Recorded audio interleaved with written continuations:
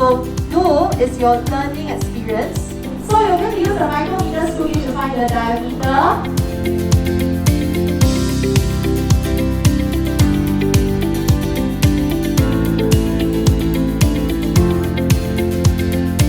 So through the learning experience on electricity, we really wanted the students to draw connections between what they see in theory to practice itself. And engaging and manipulating some of this equipment will get them to gain greater exposure to some of the practical apparatus which they need to know. They need to have the manipulation skills as well, right? So apart from actually the opportunity for them to link theory to practice, right? They will also have that hands-on practice to gain greater confidence in using some of this equipment. We actually want them to engage in the practices of science here. So really very much as they were gathering data, they were able to relate, right? And see how one variable like resistance, is actually dependent on length or cross-sectional area, for example. Right? So they will be able to better appreciate because now they actually get to see it in real life itself.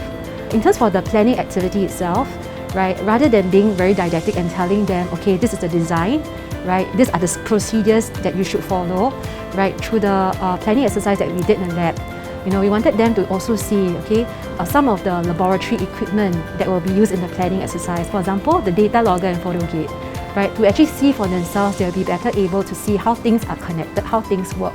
Right, better able to actually appreciate. And the collaborative whiteboarding that they did itself, coming together to brainstorm how the diagram for the experiment actually ought to look like. Collectively coming together, they were actually able to think through more details, right, of the experiment, and by putting them on the whiteboards itself, it made it very clear what their thought processes were. So it actually showed, it was kind of making their thinking visible for us. And when they actually look at each other's work through the peer assessment of each other's drawing, right, they were able to, it kind of developed in them the skills to be able to assess, one another's diagrams itself, and then therefore, right, hopefully be able to translate it to themselves, and when they draw their diagrams in future, be able to self-assess their own diagrams too. Right, and I think the collaborative group work is definitely a more engaging process. Today's lesson was very engaging. I like how they mix the practical and the theory together. I felt like it felt more grounded than just sitting in class and listening to the teacher in the tutorial. Having that physical element in learning really helped boost the understanding of my concepts.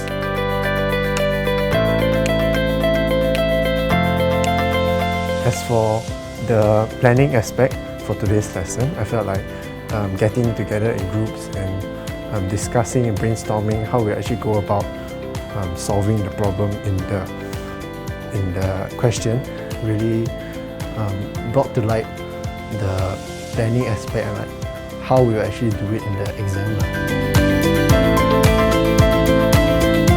The wow moment was that initially all of us, we drew our cork, as you can see here. Initially it was just standing in mid-air. We didn't actually think of clamping down or holding onto it, because until our teacher told us that actually because it's a bullet, when you shoot it, it will actually move the cork with it. So everyone didn't actually think of it until the teacher said it. And after hearing this, we were all like, oh yeah, this actually could happen. We didn't really think about it.